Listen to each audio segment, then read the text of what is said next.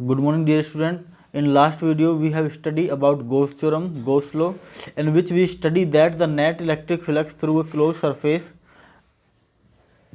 means 3D surface is 1 upon epsilon naught times charge inside. ये हम लोगों ने स्टडी किया था and this was the formula of electric flux, ठीक है, and this was the result of electric flux. It was the proof of result electric flux. So in this video we will study some applications of Gauss theorem.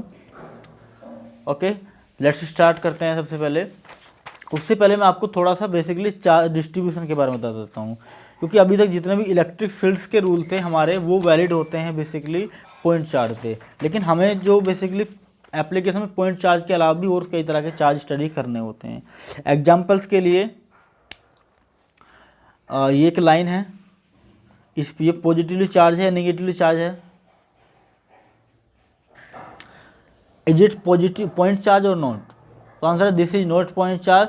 So in this sheet, in this line और in this wire the point charge formula is not valid. इसको बोलते हैं linear charge.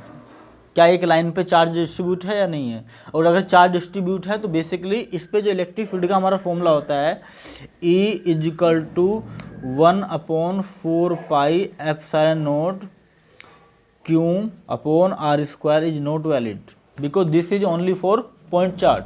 This is only for point charge but this is not point charge. तो basically क्या करते हैं हम charge को डिस्ट्रीब्यूट कर लेते हैं. हम क्या कर लेते हैं, हम मान लेते हैं, ये हमें पता होता है बेसिकली कि पूरी सीट पे चार्ज लेट करते हैं Q है.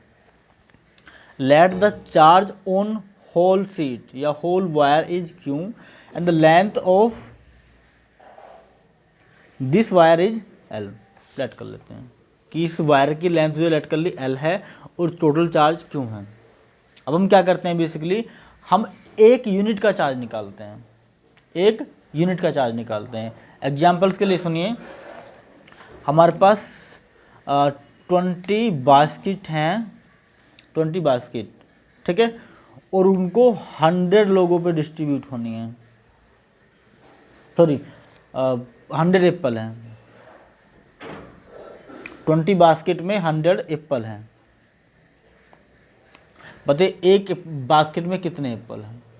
तो क्या करेंगे, नंबर्स को टोटल जो एप्पल हैं हमारे उनको 20 से डिवाइड कर दें. कितना है एक बास्केट में? 5 एप्पल आए. यहाँ पर भी टोटल चार्ज कितना है? तो total charge is Q and कितनी लेंथ पे है? तो आंसर L लेंथ पे है. तो L लेंथ पर Q चार्ज. बोलो समझ आया कि नहीं आया? What I want to tell you, total length पर कितना चार्ज? Q charge. एंड अगर हम क्या करते हैं इसको डिवाइड में ले जाते हैं, टोटल लेंथ पर Q चार्ज और इस 1 लेंथ पर कितना चार्ज? Q upon L. इसको इधर डिवाइड में पहुंचा दिया हमारे बचा. तो 1 यूनिट पे कितना चार्ज? Q upon L. मतलब एक का हमें चल गया पता कि एक में वो Q अपॉन L होगा. अगर आपसे आप 3 का पूछता है, 4 का पूछता है, 5 का पूछता है, 0.5 का पूछता है, 0.7 का पूछता है, यहाँ से मल्टीप्लाई करते आप चले जाएंगे. इससे हमें क्या चला? इससे हमें ये चला पता कि 1 का इतना होता है. ठीक है, इसका क्या फ़ायदा है? इसका ये फ़ायदा है बेसिकली स्टूडेंट, हम क्या करते हैं, ये समझ आया ना, इसको हम डिनोट करते हैं बेसिकली स्टूडेंट लैम्डा से डिनोट करते हैं. इसको क्या जगह से लैम्डा से भी डिनोट करते हैं, sorry, in many place we denote this lambda, और कई जगह पे हम इसको सिग्मा से भी डिनोट करते हैं. We denote it in many place with the help of sigma. Okay, ठीक है, तो आगे बढ़ते हैं. तो बेसिकली लैम्डा इक्वल टू क्या हो गया? Q upon L. ठीक है, अब मुझे बताइए हम क्या करते हैं, लेट करते हैं, क्योंकि ये तो पॉइंट चार्ज है और पॉइंट चार्ज पे सॉरी ये तो लीनियर चार्ज है, पॉइंट लीनियर चार्ज पे हमारा रूल वैलिड नहीं है. तो हम क्या करते हैं, इसमें बहुत छोटी सी एक DL लेंथ काट लेते हैं. DL we cut here DL length. अब बताइए DL लेंथ में चार्ज भी कितना होगा? बहुत स्मॉल सा होगा. तो लेट करते हैं, इसमें जो चार्ज है वो DQ है. अब लैम्डा की वैल्यू बताइए कितनी हो जाएगी? तो lambda will be DQ upon dl। ठीक है, यहाँ से अगर dq की वैल्यू फाइंड करें तो dq is equal to lambda dl। इस तरह से हम q की वैल्यू फाइंड कर लेते हैं। और अब हम क्या करेंगे, अब हम इलेक्ट्रिक फील्ड का फॉर्मूला लिखेंगे। इलेक्ट्रिक फील्ड का फॉर्मूला क्या होता है हमारा, E is equal to 1/4 pi epsilon not,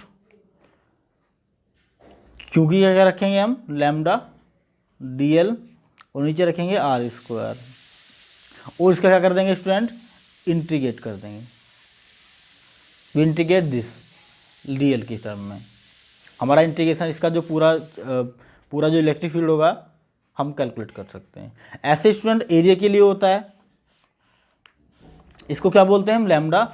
इसको लीनियर चार्ज डेंसिटी बोलते हैं। This lambda is called linear charge density. What is linear charge density, it is the charge per unit length, charge per unit length. ठीक है, area के लिए भी होता है बेसिकली। यहाँ पर चार्ज डिस्ट्रीब्यूटेड है सीट पर। ठीक है, अब लेट करते हैं इस पर, क्यों चार्ज डिस्ट्रीब्यूटेड है, इसका एरिया ए है। एनसीईआरटी में इसको एस से नोट किया हुआ है एरिया को, सरफेस एरिया। ठीक है, तो ए इसका एरिया है, तो क्यों चार्ज बेसिकली ए एरिया पर कितना चार्ज डिस्ट्रीब्यूटेड है, क्यों 1 एरिया पर कितना चार्ज डिस्ट्रीब्यूट होगा, क्यों अपॉन ए। हम इसको सिग्मा से नोट करते हैं, सिग्मा अपॉन क्यों अपॉन ए। एक चार्ज पे ए एरिया पे क्यों चार्ज डिस्ट्रीब्यूटेड है, 1 एरिया पे क्यों अपॉन ए चार्ज डिस्ट्रीब्यूटेड होगा। इसको हम सिग्मा से नोट करते हैं चार्ज पर यूनिट एरिया को, charge per unit area. What is this called, aerial charge density, aerial charge density क्यों अपॉन ए। क्लियर है यहाँ तक, कोई डाउट तो नहीं है। ठीक है, ऐसे ही यहाँ से क्या होगा, यहाँ से वो सेम फिर वही करेंगे, dl काटेंगे, यहाँ da काटेंगे थोड़ा सा, we cut here da, so it will become sigma is equal to D Q upon D A. ये हो जाएगा। यहाँ से जब डी, ये देखो यहाँ पर हम क्या काटेंगे, डी ए काटेंगे, यहाँ पर डी ए काट लेंगे, डी ए काट लेंगे, और चार्ज भी यहाँ पर कितना हो जाएगा, डी क्यू हो जाएगा। तो it will become this, and d q बराबर, d q will be lambda d a. ठीक है, अब हमारे इलेक्ट्रिक फील्ड का फॉर्मूला क्या हो जाएगा, डी, इलेक्ट्रिक फील्ड बहुत ही स्मॉल होगा, तो डी बराबर 1/4 pi epsilon naught D Q क्या रखेंगे, sigma D A upon are square. ठीक है, ऐसे ही हम लोग वॉल्यूम का कर लेंगे। वॉल्यूम वाले को हम रो से नोट करते हैं, रो इजकल टू हो जाएगा क्यू अपॉन वी। ये था हमारा लीनियर चार्ज डेंसिटी, ये है aerial charge density, it is volumetric charge density. Volumetric charge density कैसे डिफाइन करेंगे, चार्ज पर यूनिट वॉल्यूम। ठीक है, ई इजकल टू हो जाएगा, अगर स्मॉल के लिए बात करते हैं तो स्मॉल के लिए अगर बात करते हैं तो बेसिकली क्या हो जाएगा, ये 1/4 पाई एप्सिलॉन नॉट डी की बात कर रहे हैं हम। ठीक है, तो ये हो जाएगा, ये वी इधर जाके मल्टीप्लाई में चला जाएगा, तो rho d v upon are square, इसका इंटीग्रेशन कर देंगे, ये हो जाएगा according to volumetric charge density. Clear है, यहाँ तक कोई डाउट तो नहीं है। ये चार्ज डिस्ट्रीब्यूशन है जब पॉइंट चार्ज ना हो। पहला हमने निकाला लीनियर चार्ज डेंसिटी जो lambda is equal to q upon l होता है, दूसरा areal charge density sigma is equal to q upon a होता है, and third one is volumetric charge density क्या होता है, rho is equal to q upon v. तो इनके कारण इलेक्ट्रिक फील्ड निकालते हैं तो ऐसे निकालते हैं। अब इनका इंटीग्रेशन कर देते हैं डी के रेस्पेक्ट में, इसका इंटीग्रेशन कर देते हैं ए के रेस्पेक्ट में, इसका इंटीग्रेशन कर देते हैं एल के रेस्पेक्ट में, हमारा कंप्लीट इलेक्ट्रिक फील्ड फाइंड हो जाएगा। क्लियर है यहाँ तक। अब हम बात करते हैं एक एप्लीकेशन की जो कि बहुत ज़्यादा इंपॉर्टेंट होने वाला है आपके लिए। So first application of Gauss theorem, we study electric field due to a long uniformly charge wire. जैसा अभी मैंने बताया था आपको, लीनियर चार्ज डेंसिटी यूज करके हम किसी वायर का इलेक्ट्रिक फील्ड फाइंड कर सकते हैं। ठीक है, तो हमारा जो बेसिकली हमारे पास एक लॉन्ग वायर है, we have a long wire which is uniformly charge distributed. Length हमारी इसकी लेट कर लेते हैं एल है, इस पे लेट कर लेते हैं टोटल चार्ज क्यों डिस्ट्रीब्यूटेड है। अब मुझे बताइए सबसे पहले गॉस थ्योरम क्या कहती है। गॉस थ्योरम से हमको इसका इलेक्ट्रिक फील्ड फाइंड करना है। First of all you should remember the goes theorem. What is goes theorem? तो गोस थ्योरम को एक बोलती है कि किसी भी क्लोज सरफेस में अगर कोई चार्ज क्यू रखा हुआ है तो जो इसका इलेक्ट्रिक फ्लक्स होगा वो हमारा होता है क्यू अपॉन एप्सिलॉन नॉट, ये होता है। ठीक है, गोस थ्योरम से हमें सब फॉलो करना है, गोस थ्योरम से इलेक्ट्रिक फील्ड निकालना है। और गोस थ्योरम हमारा ईडीए भी होता है, ईडीए ये होता है ना, ये कोस थीटा, थीटा क्योंकि परपेंडिकुलर होता है हमेशा वही लेते हैं, तो ये भी होता है। तो दोनों इक्वल हैं या नहीं? क्यों अपॉन एप्सिलॉन नॉट, ये पूरा प्रीवियस वीडियो में हम लोग पढ़ा चुके हैं। अब एक चीज़ मुझे बताइए, क्या यहाँ से इलेक्ट्रिक फील्ड फाइंड किया जा सकता है आसानी से? नहीं। तो आंसर है electric field can be find easily, but we have to provide a 3D surface.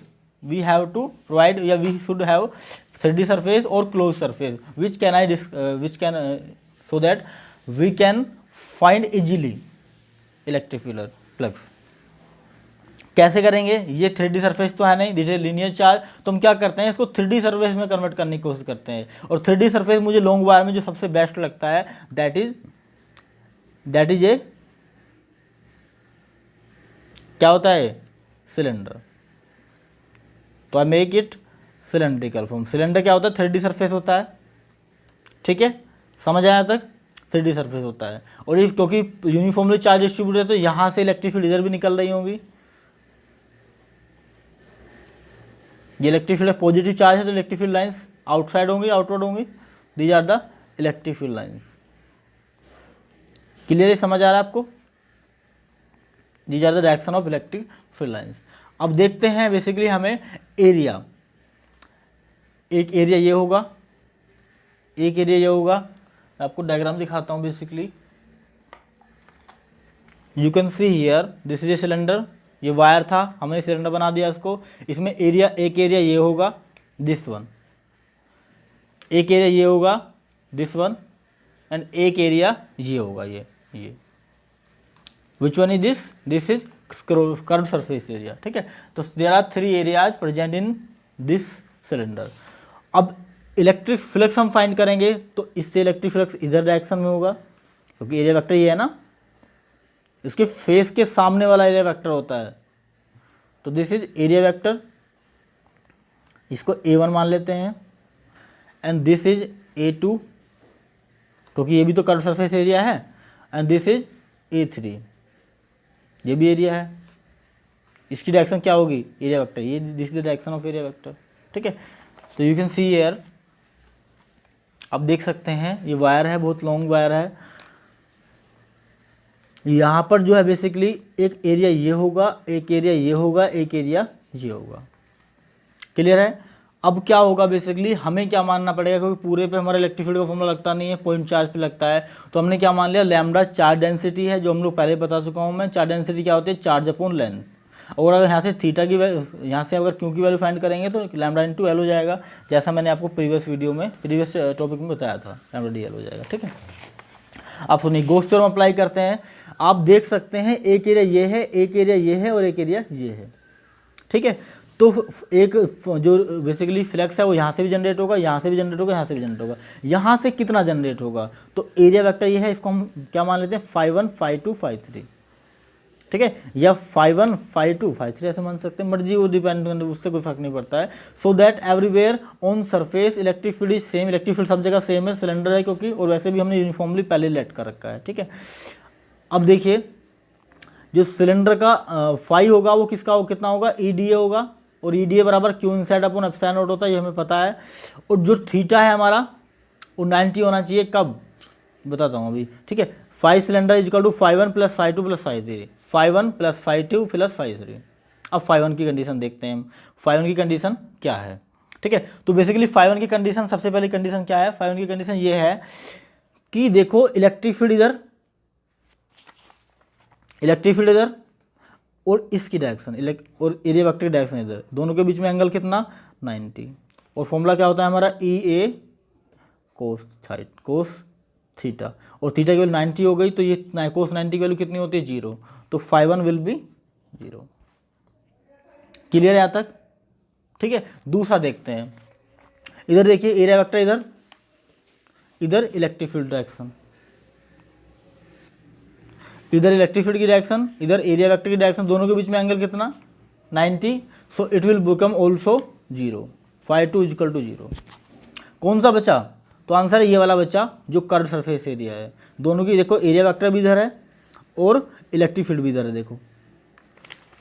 So area vector also here and electric field also here. हम यहाँ dl ऐड करते हैं, स्मॉल dl ऐड कर लेते हैं, dl ऐड किया, ठीक है, इसको इंटीग्रेट कर दिया, φ1 + φ2 + φ3। अब सुनिए,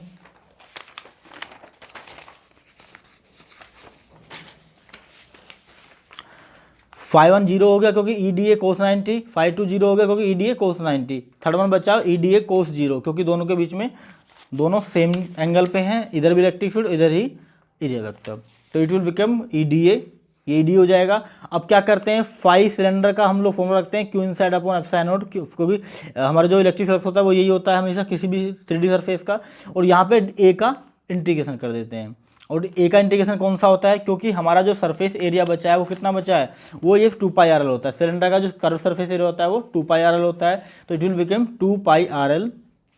अब देखिए इधर क्यों चार्ज की क्या रख सकते हैं, चार्ज की हम रख सकते हैं लैम्डा इंटू DL, तो हमने चार्ज की जगह हम लैम्डा इंटू DL रख दिया, L से L कैंसिल हो गया और ये हो जाएगा E यहाँ पर रखेंगे, E = इस 2πR को इधर डिवाइड में पहुँचा देंगे 2πR एप्सिलॉन नॉट, तो lambda upon 2πR epsilon not, lambda यहीं है, ये 2 अपॉन में गया, पाई अपॉन में गया, R अपॉन में गया और एप्सिलॉन नॉट ऑलरेडी यहाँ पर है। क्लियर है यहाँ तक? यहाँ से आपको एक इंपॉर्टेंट चीज़ समझ में आनी चाहिए, ये क्वेश्चन, ये डेरिवेशन बहुत ज़्यादा इंपॉर्टेंट है। इससे आपको ये समझ में चीज़ आ रही है कि इलेक्ट्रिक फील्ड यहाँ पर डिस्टेंस